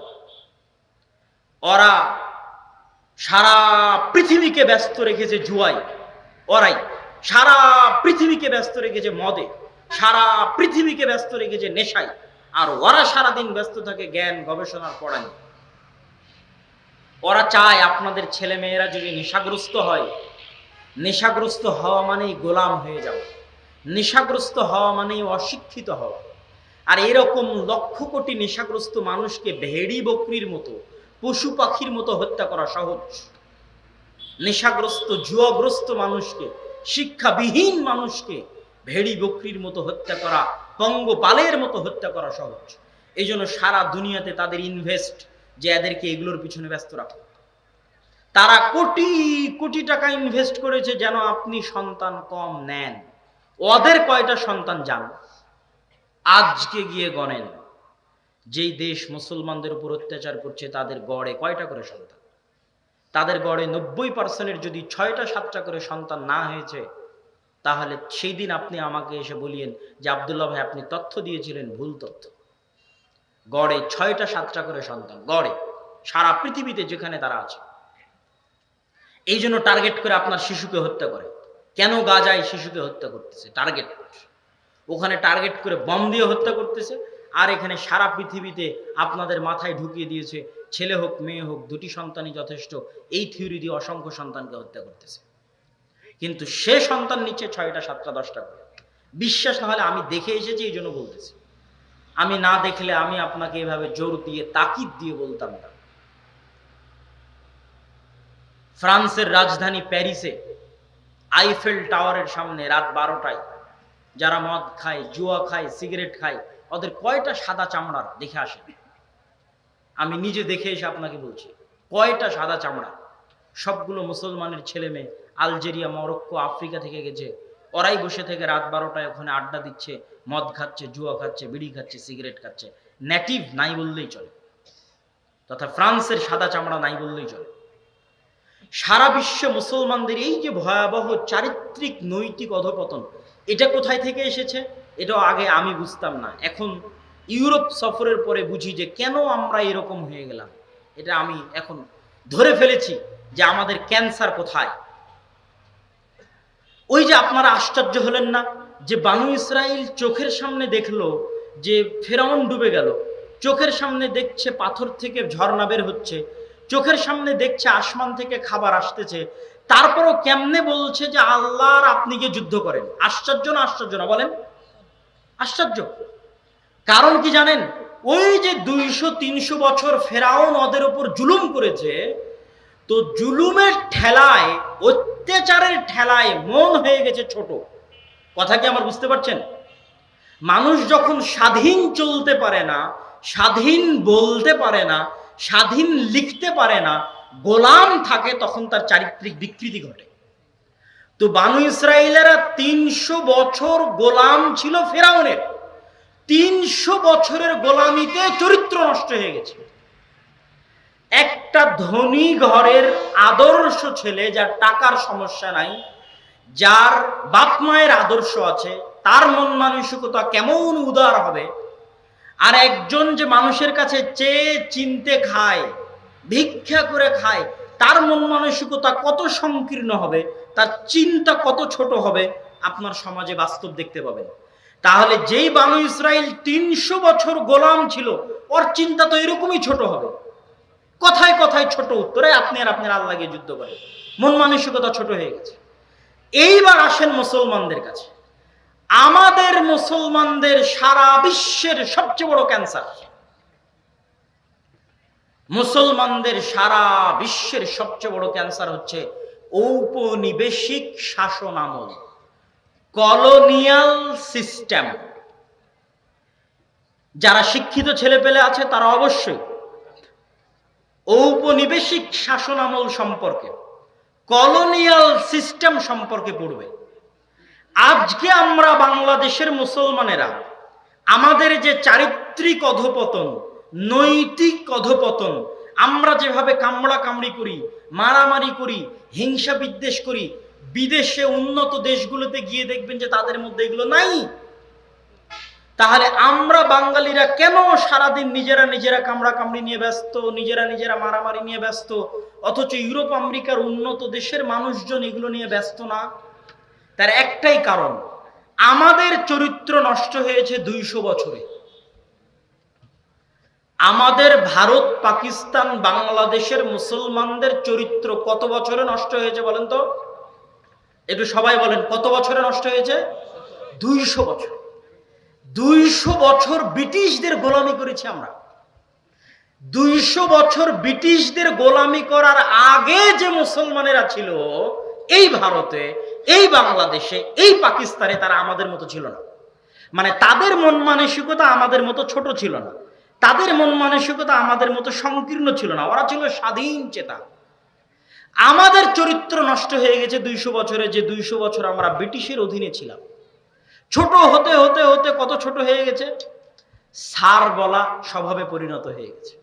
ইংরেজি শিখতে হবে, শিখে চাকরি বাকরি করতে হবে, সরকারি চাকরি নিতে হবে, ইংরেজি না শিখলে হবে না। জন্মগত মেন্টাল গোলামি তৈরি হয়েছে 200 বছরে। 200 বছর যাবৎ গোলাম থাকতে থাকতে থাকতে থাকতে আমরা সারা বাংলাদেশের সব মানুষ মেন্টালি গোলাম। মানে গত 60-70 বছরও আমরা ওই গোলামির ধাক্কা থেকে বেরিয়ে আসতে পারিনি। এটা আমি কখন অনুভব করলাম, যখন দেখলাম কি রে, ফ্রান্সের রাজধানী প্যারিসে আইফেল টাওয়ারে যারা সিগারেট খাচ্ছে, বিড়ি খাচ্ছে, মদ খাচ্ছে, সবগুলো মুসলমান। কেন কেন মুসলমান? ফ্রান্সের সাদা চামড়ার খ্রিস্টানেরা কোথায়? তখন তদন্ত করে দেখা গেল এরা ওই দেশের মুসলমান যেই দেশকে ফ্রান্স শাসন করত 150-200 বছর। আমাদের ভারত, পাকিস্তান, বাংলাদেশকে শাসন করত ব্রিটিশ। এই জন্য আমরা শিখেছি ইংরেজি। ফ্রান্স এবার যে দেশকে শাসন করেছে ওরা শিখেছে ফরাসি। আমি বুঝতাম না যে মদিনা বিশ্ববিদ্যালয়ে আফ্রিকান কান্ট্রি থেকে আসা আমার ক্লাসমেট সে ফরাসি কেন জানে। বাড়ি আলজেরিয়া, বাড়ি নাইজেরিয়া, জানে ফরাসি। ফরাসি তো ফ্রান্সের ভাষা। তখন বুঝলাম, ওহো, আমরা যেমন 200 বছর গোলামি করেছি ব্রিটিশের, দিয়ে আমরা ইংরেজি শিখেছি, জন্মগত গোলাম হয়েছি। আরে এরাও তো জন্মগত গোলাম।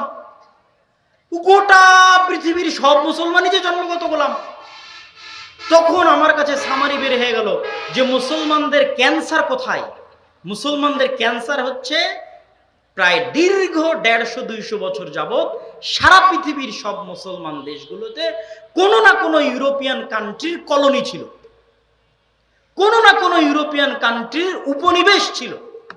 তো যে দেশে যার উপনিবেশ ছিল ওই দেশের মানুষজন ওই দেশে বেশি। ইংল্যান্ডে কোন দেশের মানুষ বেশি? ভারত, পাকিস্তান, বাংলাদেশের মানুষ বেশি। ভারত, পাকিস্তান, বাংলাদেশের মানুষের সেকেন্ড ল্যাঙ্গুয়েজ কি? ইংরেজি। তাহলে ফ্রান্সে কোন দেশের মানুষ বেশি? আফ্রিকার মানুষ বেশি।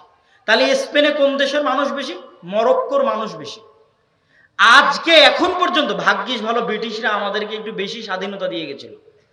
ফ্রান্স তো আফ্রিকান মুসলমানদেরকে টাকা কেন্দ্রীয় ব্যাংকে রাখার পর্যন্ত স্বাধীনতা দেয়নি।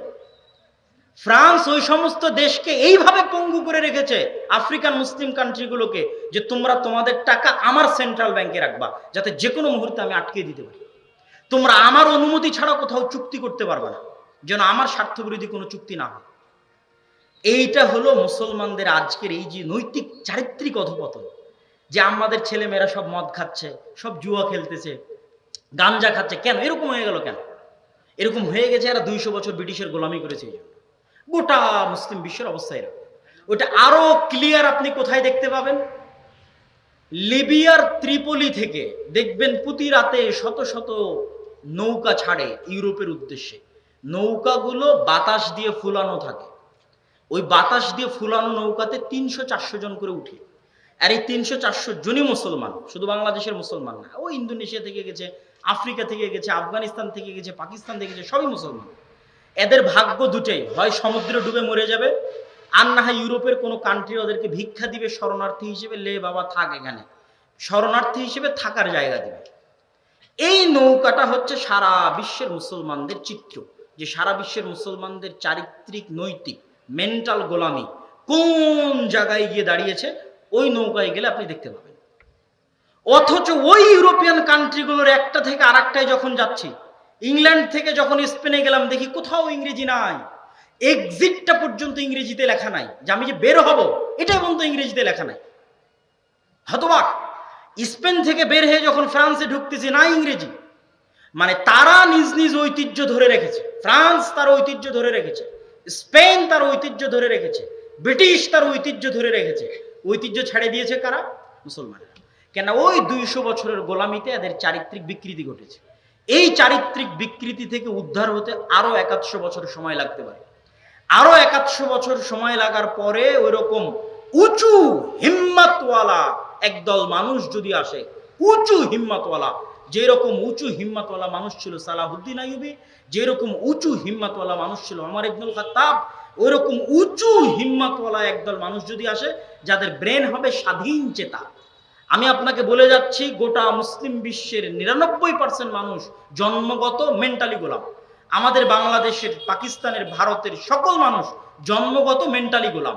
এরা ওই ট্রমা থেকে, ওই 200 বছরের ট্রমা থেকে, যে 200 বছর ব্রিটিশরা আমাদের উপর অত্যাচার করেছিল, আমরা বের হতে পারি। এটা বের হতে আরো সময় লাগবে, আরো 100 বছর সময় লাগবে। যখন ওরকম স্বাধীন চেতা নিয়ে, উঁচু হিম্মত নিয়ে মুসলমানদের মধ্যে থেকে মানুষ বের হবে, তখন আল্লাহ সুবহানাহু ওয়া তাআলা তাদেরকে বিজয় দান করবেন। আর ঈমান, তাকওয়া এবং পরহেজগারিতা থাকবে, তখন আল্লাহ তাদেরকে বিজয় দান করবেন। সম্মানিত উপস্থিতি, জেরুজালেম, ফিলিস্তিন এবং মসজিদ আকসার উপর এবং মুসলমানদের সামগ্রিক পরিস্থিতির উপর এই লম্বা বক্তব্যের শেষে আপনাদের কাছে আমাদের অনুরোধ, আজকে আমরা এখানে যে সম্মেলনটি আয়োজন করেছি, এটি দেশব্যাপী আল জামিআহ আস-সালাফিয়ার যে দাওয়া বিভাগ আছে, আর দাওয়া ইলাল্লাহ, এই দাওয়া বিভাগের অধীনে আমরা দেশব্যাপী মক্তব শিক্ষার প্রজেক্ট হাতে নিয়ে সফর করছি। প্রায় 4টা জেলার আমরা 126টা মসজিদ আমি নিজে সফর শেষ করেছি। প্রায় 250টা মসজিদে আমি নিজে মক্তব উদ্বোধন করেছি। আপনাদের গোদাগাড়িতেও আমি সফর দিয়েছি। এবং সেই লক্ষ্যে মূলত ফি সাবিলিল্লাহ এই প্রোগ্রামগুলো আয়োজিত হচ্ছে। এই প্রোগ্রামগুলোতে না বক্তার কোনো স্বার্থ আছে, মানে আমরা যারা এসেছি আমাদের কোনো স্বার্থ নয়, আমরা ফি সাবিলিল্লাহ আল্লাহর সন্তুষ্টির জন্য এসেছি। যারা আয়োজন করেছে তারাও ফি সাবিলিল্লাহ দ্বীনি দাওয়াতি কাজ বাস্তবায়ন করার জন্য এই প্রোগ্রাম আয়োজন করেছে। আর এই প্রোগ্রামের মূল লক্ষ্যই হচ্ছে, যে সমস্ত দায়িত্বশীল ভাইয়েরা আছে, যারা এখানে দাওয়া ইসলামী সেন্টারের দায়িত্ব পালন করছে, তারা আপনাদের এই গোদাগাড়ি অত্র অঞ্চলে বা আরো আশেপাশে কিভাবে মসজিদ ভিত্তিক মক্তব শিক্ষাগুলোকে আরো শক্তিশালী, আরো জোরদার, আরো পাওয়ারফুল করা যায়, এটা নিয়ে তারা কাজ করবে।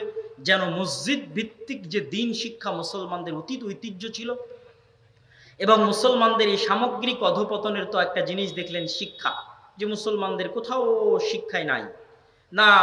কুয়েত, কাতার, বাহরাইন, তারা শিক্ষায় পৃথিবীর অন্য কারোর সাথে টেক্কা দিচ্ছে। তারা আছে পর্যটন আর বিনোদন নিয়ে, দুবাই আছে পর্যটন বিনোদন নিয়ে, তাদের কোনো শিক্ষার প্রজেক্ট নাই। আমাদের সরকারেরও শিক্ষার কোনো মেগা প্রজেক্ট নাই, কনস্ট্রাকশন আর বিল্ডিং নিয়ে। আর মসজিদ কমিটি আছে টাইলস আর এসি নিয়ে, কারো মাথায় শিক্ষা নাই। তো ওই মসজিদ স্বর্ণ দিয়ে বানিয়ে কি করবে, যে মসজিদের আশেপাশে সবই মদখোর আর জুয়াখোর, কি করবে? অথচ ওই টাকা থেকে 5টা টাকা বাঁচিয়ে যদি ওই সমস্ত সন্তানদের দিনের শিক্ষার ব্যবস্থা করত, দাওয়াতের ব্যবস্থা করত, তো মসজিদ না থাকলে খোলা মাঠে অন্তত মানুষ সালাত আদায় করত। তো এই থিমটা নিয়ে আমরা মসজিদ ভিত্তিক দাওয়াতি কাজ করছি। এটি জামিয়া আল জামিআহ আস-সালাফিয়ার একটি অঙ্গ প্রতিষ্ঠান হিসেবে দেশব্যাপী দাওয়াতি কাজ করছে। এই দাওয়াতি কাজে আপনাদের স্বতঃস্ফূর্ত অংশগ্রহণ এবং সহযোগিতা আমরা কামনা করি। আপনাদের মধ্যে আমি জানি না আমাদের দ্বীনি ভাইয়েরা এবং স্বেচ্ছাসেবক ভাইয়েরা আছে কিনা, যারা কাপড় নিয়ে ভেতরে যদি প্রবেশ করে, তাহলে আমি অনুরোধ করব ভেতরে প্রবেশ করার জন্য। আপনারা অবশ্যই আপনাদের সাধ্য অনুযায়ী তাদেরকে সহযোগিতা করবেন। এবং কেউ যদি স্থায়ীভাবে আমাদের এই মক্তব প্রজেক্টগুলোর জন্য কাজ করতে চান, তারাও সরাসরি আমাদের সাথে যোগাযোগ করবেন। এবং দাওয়া ইলাল্লাহর মানব সেবার যে ফ্রি ব্লাড গ্রুপিং, এটাও আপনাদের প্যান্ডেলের পশ্চিম পার্শ্বে চলতেছে। ক্যান্সারে আক্রান্ত রোগীদের জন্য ব্লাড কালেকশন চলতেছে। আপনারা যারা ব্লাড ডোনেট করতে পারবেন তারা অবশ্যই যাওয়ার চেষ্টা করবেন। সালাফি কনফারেন্স আল জামিয়া সালাফিয়া ডাঙ্গিপাড়া পবায় আছে 23 ও 24 নভেম্বর। আল জামিয়া সালাফিয়া ডাঙ্গিপাড়া পবা রাজশাহীতে সালাফি কনফারেন্স 23 ও 24 নভেম্বর। উপস্থিত হওয়ার চেষ্টা করবেন। এখান থেকে দ্বীনি ভাইয়েরা যাবে, তাদের সাথে সম্পর্ক রক্ষা করে একসাথে একত্রিত হয়ে যাওয়ার চেষ্টা করবেন। মাসিক আল ইতিসাম নিয়মিত নেওয়ার চেষ্টা করবেন। প্রতি মাসে এখন একটা নতুন লেখা আমার আসতেছে জেরুজালেম নিয়ে। যা বললাম তা যদি লিখিত আকারে পেতে চান, যে আপনার কাছে ডকুমেন্ট থাকবে, তাহলে এই মাস থেকেই মাসিক আল ইতিসামে এই লেখাগুলো যা বক্তব্যে বলছি তা পাবেন। কয়েক পর্বে এটা চলবে।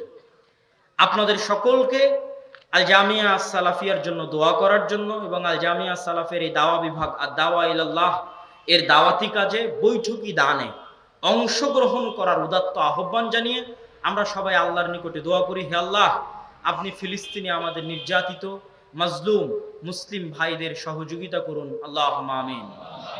হে আল্লাহ, আপনি ফিলিস্তিনের মুসলিম শিশু, মুসলিম নারী এবং পুরুষ যারা মারা যাচ্ছে তাদেরকে শহীদ হিসেবে কবুল করুন, আল্লাহুম্মা আমিন। স্টেজে যারা আছে তারাও আপনারা এই বৈঠকি দান, হ্যাঁ মহিলাদের ওখানেও বৈঠকি দানে অংশগ্রহণ করার চেষ্টা করবেন। হে আল্লাহ, আপনি আমাদের ফিলিস্তিনের মুসলিম ভাইদেরকে গায়েব থেকে অদৃশ্য থেকে আপনার মদতের ব্যবস্থা করে দিন। আল্লাহুম্মা আমিন। হে আল্লাহ, আপনি মুসলিমদের মধ্যে থেকে সুলতান আন নাসিরা, এমন একজন সৎ, সাহসী, যোগ্য শাসক পাঠিয়ে দেন, যেই যোগ্য শাসক পুনরায় আল মসজিদ আল আকসা সুলতান সালাহুদ্দিন আইয়ুবীর মতো উদ্ধার করবে। আল্লাহুম্মা আমিন। আর এর জন্য আমাদের মা এবং বোনদের পরহেজগারিতা এবং তাকওয়া খুব জরুরি। যখন কোনো সমাজে বেহায়াপনা, বেলেল্লাপনা ছড়িয়ে পড়ে, তখন ওই সমাজে আর পুরুষ জন্মগ্রহণ করে না। কথা কি বুঝতে পারলেন? যদিও দানের মধ্যে আছেন, যে যখন কোনো সমাজে বেহায়াপনা, বেলেল্লাপনা ছড়িয়ে পড়ে, তখন ওই সমাজে আর কি জন্মগ্রহণ করে না? বেটা ছেলে জন্মগ্রহণ করে না, পুরুষ জন্মগ্রহণ করে না। সব বেটা ছেলে কিন্তু আসলে মেয়ে ছেলে, মানে সবার মধ্যেই মেয়েলি বৈশিষ্ট্য, কিন্তু ছেলে পুরুষ মানুষ, কিন্তু মেয়েলি বৈশিষ্ট্য। কেননা বেহায়াপনা, বেলেল্লাপনা ছড়িয়ে গেছে। পুরুষ সাহসী সন্তান সুলতান সালাহুদ্দিন আইয়ুবীর মতো, তারেক বিন জিয়াদের মতো ওই মাই জন্ম দিতে পারবে যেই মায়ের তাকওয়া আছে, পরহেজগারিতা আছে, পর্দা আছে। যেই পিতার তাকওয়া আছে, পরহেজগারিতা আছে, পর্দা আছে, তাদের গর্ভে পুরুষ জন্ম নিবে, মুজাহিদ জন্ম নিবে, সালাহুদ্দিন আইয়ুবী জন্ম নিবে, তারেক বিন জিয়াদ জন্ম নিবে। আল্লাহ যেন আমাদের মুসলিম মা এবং বোনদেরকে সেই মাপে নিজেদেরকে গড়ে তোলার, নিজেদের সন্তান সন্ততিদেরকে মসজিদে আকসার জন্য ওয়াকফ করে দেওয়ার, আল্লাহর রাস্তায় ওয়াকফ করে দেওয়ার, ফিলিস্তিনের জন্য ওয়াকফ করে দেওয়ার, এবং আল্লাহ সুবহানাহু ওয়া তাআলার রাস্তায় দ্বীনি দাওয়াতি কাজ করার জন্য ওয়াকফ করে দেওয়ার তৌফিক দান করুক। আল্লাহুম্মা আমিন। এবং ওই মাপের সন্তান জন্ম দেওয়ার জন্য তাকওয়া এবং পরহেজগারিতা অবলম্বন করার তৌফিক দান করুক। আল্লাহুম্মা আমিন। এই দোয়া, এই দাবি আল্লাহ সুবহানাহু ওয়া তাআলার দরবারে রেখে আজকে আমি আমার সংক্ষিপ্ত বক্তব্য এখানেই শেষ করছি। ওয়া আখির দাওয়ানা আনিল হামদুলিল্লাহি রাব্বিল আলামিন। আসসালামু আলাইকুম ওয়া রাহমাতুল্লাহি ওয়া বারাকাতুহু। আলহামদুলিল্লাহ, মাশাআল্লাহ, জাযাকাল্লাহু খাইর। আমরা আমাদের শাইখের কাছ থেকে গুরুত্বপূর্ণ তথ্য আলোচনা শুনলাম। আল্লাহ তাআলা যেন আমাদেরকে আজকের আলোচনাকে আমল করার তৌফিক দান করেন। আমরা শুনে আল্লাহুম্মা আমিন। আজকের মাহফিল বিশেষ করে আমাদের বসন্তপুর ইসলামী যুব কল্যাণ পরিষদ আয়োজিত ইসলামী দাওয়াত সেন্টার এর যৌথ উদ্যোগে আমি এর মধ্যে কিছু কথা বলতে চাই, যে আপনারা সকলেই আমাদের বসন্তপুর ইসলামী যুব কল্যাণ পরিষদে যারা সদস্য রয়েছে তারা তাদের সকলের জন্য দোয়া করবেন। কারণটা হচ্ছে, আজকের এই যুব কল্যাণ পরিষদে যারা সদস্য সবাই যুবক। ইতিপূর্বে আমরা সাহেবকে নিয়ে আসার ব্যবস্থা করেছিলাম প্রায় কয়েক বছর আগে, কিন্তু মাহফিলটা আমরা ঘটনাক্রমে করতে পারি।